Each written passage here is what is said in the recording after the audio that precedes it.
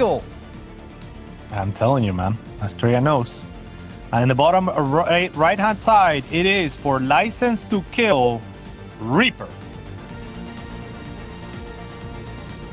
Might have that license revoked by Astrea, however. I do want to say, though, that this is honestly, in a weird way, it's a little win for Reaper. Builder-wise, this is terrible. But the fact that his reputation for doing this is so strong and that he's so good with it, that Astrea is afraid to go pylon low ground, gateway low ground, which is what he would do against literally every other Zerg player on this planet. And obviously, if this would be that good, that invincible, then we would see it a whole lot more often, right? You can clearly defend it with pylon gateway on the low ground. It's just that it's going to be very hard. And Astrea is like, yeah, I don't want to make it hard on myself, but it is a token of respect, though, right? For him to basically hard counter what Reaper is going to do here, instead of saying it, nah, even with my normal opening, I'm going to be fine. He does still get a Nexus. Okay, that's very ambitious. Maybe, what? What is this? Yeah, I mean, I guess the Gateway and the Cybercore at least are not going to be exposed at the wall-off, so it's going to force Reaper to commit a little bit further in. But yeah, I'm with you. I mean, it is a token of respect, very much so. Like you said, like Reaper is a high MMR rated player, and he definitely knows what he's doing. But yeah, Astrea is not afraid to mix it up, to have his own responses. Like I said, if you play weird against him, he will play weird himself, and that's what we have here. I'm just kind of, I don't know. I'm kind of confused about the Nexus. I feel like you make life harder with the Nexus. If you want a hard counter, then you can just go for the quickest possible double gas, Cybercore, get a Stargate. With the Nexus, you obviously still slow that kind of stuff down a little bit. We are still going to be very safe with a battery in our main base, pylon on the high ground, so I guess he's going to be fine. But now he does cancel, so maybe he just wants to play Gateway on the high ground all along. And okay, maybe this was just random. Maybe this is his thing. Now he's going to build Void Rays on the other side of the map. Oh my god, more NA Stalkers. Yes, what is happening? I mean, I absolutely love it. Yeah, I wouldn't mind an Oracle to start just for proximity, get rid of as many drones as possible, and just force a checkmate move on the other side. But yeah, I'm with you. I mean, I think that Nexus on the low ground or not, you maybe could hold it. Definitely not while you're attacking up this heavily. And Reaper's already here with 3 roaches. But yeah, I mean, there's already a shield battery here, so it's not going to be easy. And he's still going after the Stalker. I almost would prefer going after the shield battery, but I agree. It wouldn't have mattered as the second Stalker spawns too. Yeah, I don't know if he would have been able to kill it, but I do agree that going for the battery there is better, because you're never going to kill the Stalker. And if you do get the battery, and then you can open the floodgates, imagine if you would have been able to get that battery, then this would be a very awkward fight for Astrea all of a sudden, because that many links can obviously nibble through your probes very quickly. And it's not a Stargate, by the way, he's 4-gating. So it's Proxy Hatch, Roach Ravager against a straight-up 4-gate. I mean, what is this, cats? It's crazy, especially because Astrea is probably going to want to warp in maybe a couple of Adepts, I would imagine, on the other side to start, right? If you feel safe enough at home, then yeah, it's going to be 2 Adepts, and that's going to be wonderful for harassing here. So yeah, I quite like this from Astrea. It's going to apply a lot of pressure onto a Reaper that does not want to pull back. He is pulling back with the links, of course, but that's the last thing that he wanted to do. And he was already behind in workers, now at 17 to the 24 of the Protoss player. Yeah, these 2 adapts are devastating. 4 workers fall, all the other probes are not mining. We're going to lose at least 5, if not 6, and maybe even 7 with good target fire. This 7. Well done by Astrea. And I think at this point, Astrea could go all out on the 4-gate here, just warp in and mix those levels and Stalkers. You think you'd be fine. Yeah, there was nothing in production for a good a good 10 seconds for no one, which is awesome to see. Now a Ravager and a Pylon, and Astrea Adventurers out here on the map. I mean, he has plenty. I love the Adepts as well, accounting for the links, and the Stalkers accounting for the Roach Ravagers. So gonna be very difficult for Reaper to do anything, and I love that Astrea's not expanding whatsoever, right? He knows the economic position he's in. Yeah, no, he knows that his opponent still needs to make a big play happen, and that is just not going to happen, especially because of that battery. I do truly wonder if we maybe with our first 3 roaches would have been able to kill that battery. Just right-click on it, and then just keep reinforcing with links, and then take a great fight against 1 Stalker and the probes with all your links. I really think that would have been his best shot, and probably his only shot given the build orders that we have. Yeah, and this is the problem, right? If you're a Reaper, I think it's so much easier to play against opponents that you have never seen what you do. But Astrea was forged, born, and raised in North America, so he is very well acquainted with this sort of opening. And yeah, it's just not working out at all for Reaper, sadly. Nope. The 3 adepts have now killed a grand total of 16. We do have a nice little transfuse actually going down on one of the drones, but that's obviously not going to make the difference. Reaper's economy is in shambles. He is going to try to absolutely send it one time, but that is way too many Protoss units to deal with. GG gets called, and Astrea takes the 1-0 lead. But I do truly wonder if he went Violent Gateway on the high ground just because he wanted to do that, because he still expanded afterwards, or if he did that because he knows what Reaper likes to do.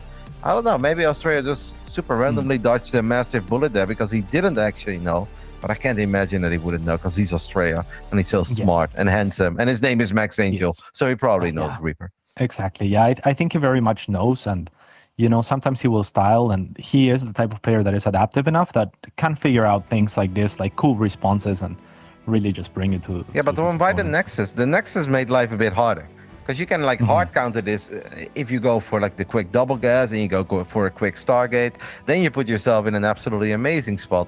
By spending 400 minerals on a Nexus, then you cancel it, but you still lose 100 obviously, and you delay whatever you are trying to build by a little bit. So he made life harder with the Nexus, but I don't know.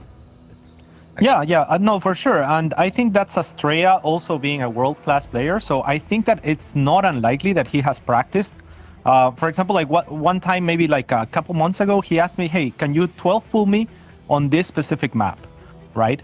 And then I tried to 12 pull him, and then he would still try to be as greedy as possible as if he wasn't expecting the 12 pull, and then adapting to the 12 pull, right? So I think that that's kind of like what it is. He's waiting for the scout to confirm. He confirms, and he probably if he practiced it, which I wouldn't put it past him, right? If he said, hey, proxy hatch me, do this thing, do the roaches, and see how it plays out, he probably accounted for, if you don't do that, I'll just make my Nexus.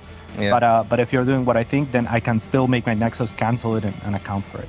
Or maybe it's one of these things where he thinks that if Reaper scouts that he is pilot on the high ground, gateway on the high ground, that Reaper will actually start saturating whatever hatchery he took, even if it's on the other side of the map. Which I know sounds bizarre, but I recently had a game against Reaper where he was basically mining from the base next to my natural expand on inside and out.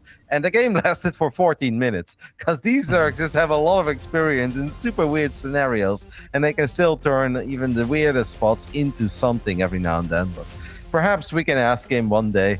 For now, all we know is that he has taken the 1-0 lead, and he obviously looked good doing it. The adepts were the key to victory. This is Alpha Axis Astrea.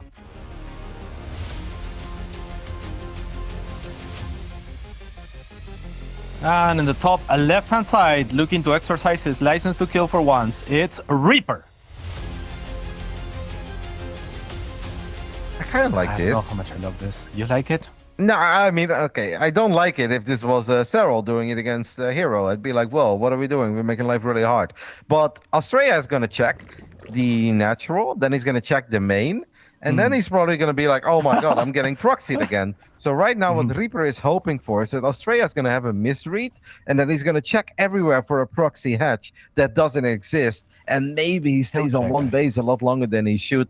But this is Astrea. I think he is good enough to indeed check the pocket expand. But I like it. It's different, and why not try to confuse the hell out of your opponent? Unfortunately, Max Angel, too good, too smart. Scouts it immediately. Yeah, and on the other hand, on the other side, I mean, Astrea did pretty much the same thing, but I do actually like it for him because he is the overdog, right? Like he is playing against a player that is not, at least in his head, potentially of his caliber. So I think it's very fair for him to just secure that base and make it safe as soon as possible. Like, it looks very obvious, obviously, guys, for this probe to check the pocket expand immediately. But I'll be honest, man, if I was playing this game, and I play against a guy that everyone tells me proxy hatches every game, then your probe makes it into the main base, and you see nothing in the natural, you see stuff going down in the main, that's a gas, and that's a pull. I'd be like, all right, you know, I'm probably sending the probe back, and I'm probably going to check for that hatch. I'm going to check the gold as well, just because weird players like to take gold bases and rich Vespine guises. But yeah, this is just one of these things where Astrea is too good to fall for something. But a lot of people would have fallen for it, Cats, and I'm not afraid to No, yeah, I admit that agree. I probably would have been fooled by this. Yeah, I think it also helps that Astrea was doing the same thing because that puts the option in his mind more available, right? That's true. That is yeah, true. I'm with you completely. Like I can see the reasoning for Reaper. I can see that you could be trickier. I remember, for example, in CVT, there was this thing that I used to like to do because players would just scout the natural expansion, see that it's not there, and then go back with the SCV, right? And that was kind of just the way that they scouted. So I would sometimes take the third first, then the natural, and then they would check the natural and assume pull first, and I was 3 hatch before pulling, right? So it's kind of like the same concept, and I think it can definitely work, but not when your opponent is vigilant for it. Like Astrea is just too good, and this is too high of a stakes of a match for Yeah. him to, just be like, oh, okay, like let's get tricked here real quick. True, but on the other end, like if he would have just taken the natural hatchery at the low ground, we'd also be like, all right, Reaper, we want you to do something weird, man, because if you're not gonna do Yeah. something weird, you're gonna get bumped by Astrea. He's too good. Now, what This I do has like got about to be this, weird enough. yeah, yeah, that's a very quick layer, and it's also Robo first on the side of Astrea. What I do like about this, Cats, is that I've seen a very decent amount of PVZs on this map, and I've played a decent amount of PVZs. I've never seen a game start off with both players taking their pocket expand. This really is a first for me. Yeah, absolutely. I mean, one trying to trick the other one just kind of respecting the aggressive potential, and I love to see it as well. Oh, do you think this is going to be Muta? It looks like it. I have no idea. Mutas would be a good choice, but normally Mutas would be crazy because pros players pretty much always open up with a Stargate. I had a crazy Phoenix versus Corruptor Muta game versus Reaper, but I mean, if he knows that it's Robo, Mutas would make a lot of sense here. But Yeah, he doesn't know that it's Robo, but yeah, this is perfect Spire for a Robo opening, right? Like maybe he knows somehow, but he definitely didn't scout. we do need to make sure that we can't let too many units get wiped in Oh, there, because beautiful. right now Reaper's army supply is 12. That's not That's fantastic. Sentry harass, obviously absolute classic. Couple force fields going down, 2 drones have fallen, and Astrea is so good, mate. Astrea just sees the gas, and I think he saw the other gas up and running as well. Even if he didn't see the extractor, he probably saw drones carrying gas, and he just drops double Stargate. He's like, what am I in trouble against? Well, could be Mutas. Mutas would be very hard to deal with if I have slow gateway units and a Robo. So he just goes double Stargate, and that's a soul read if I've ever seen one. Oh yeah, absolutely. I mean, he scouted the Morphine Lair earlier with Hallucination and the Phoenix. That's not a dead-on tell, but with scouting the gas now, like you mentioned, that's probably the 4th gas, right? Like that, the location of it kind of gives it away. So yeah, it's gotta be Muta if the Cirque has 4 gases this early on. And like you said, he opened Robo first, right? So it's not easy for him to hold Muta with Robo first. Double Stargate is just absolutely perfect. Yeah, I do want to see some plasma on air weapons as well, though. If I don't see that, I'm going to be very upset with Astrea. All right, well, you got it from Reaper instead. Yeah, and that I don't like. I like it obviously if it's Muta against Stalkers, but it's not going to be Muta against Stalkers. This will most likely turn into Muta Corruptor versus Phoenixes, and then I actually do think that armor is better. But yeah, he did flyer attacks against me as well, and I was very surprised by that. Yeah, for sure. I mean, I don't hate it, but I agree with you. The Carapace would have been better if he anticipates that it's gonna be Phoenix. And I love what Astrea is doing as well, just not showing the Phoenix until the Muta reveal themselves, right? That way you get the most chase potential from your side to theirs, and the Muta are pretty much condemned to a swift Yay. death if Astrea wants it. So all up to the links here. Yay, cats! Yay! We Plus got it. 1 air weapons. Yay! Here come the Mutas. Here come the Phoenix. God, there go the Mutas. And yeah, it's a sad day to be Reaper. Reaper was obviously hoping for his proxy hatch stuff to go up against a standard opening of Astrea. Pylon low ground, gateway low ground. And then the Reaper is incredibly good in that kind of stuff. As Astrea did have one little misclick there, he lifted a neck. But he can make around 17 misclicks and still be totally fine in this game. Even if the supplies may look kind of close, a game like this is 100% over. There's just nothing really that Reaper can do. Yeah, absolutely. I mean, the Muta are just useless right now. The Phoenix have a lot of longevity and harass, and to just stop those Muta, it would even maybe cancel that +1, but I guess he wants to contest with Corruptors. I like what Reaper did. He snuck around with the Muta. However, there's a shield battery overcharge here on the ready, so it's going to be difficult for him to find any damage. And like you said, I mean, this game is just over. There's not much that Reaper can do at all. Yep. Astrea is going to make me a very happy chappy by also getting a Fleet Beacon and Chrono boosting out any Impulse Crystals. That's going to allow the Phoenixes to battle the Corruptors in an excellent manner. Reaper is still going to try. If you want the 0.1% chance, it's get a couple Spore Crawlers and then drop an Infestation Pit and pray for Fungals or make your way up to Hive. But Astrea is way too good to let Reaper ever get there without killing him. Like, he's just gonna deal a ridiculous amount of damage. At this point, the Corruptor count is at 8, the Phoenix count is at 11, and without +1 air weapons and a bit of Queen support, I think the Corruptor should be fine here, but that does not mean that the Reaper is fine, and the supplies are really starting to tell the tale right now. Yeah, and he's just gonna tap out, and Astrea is gonna close it with a swift 2-0.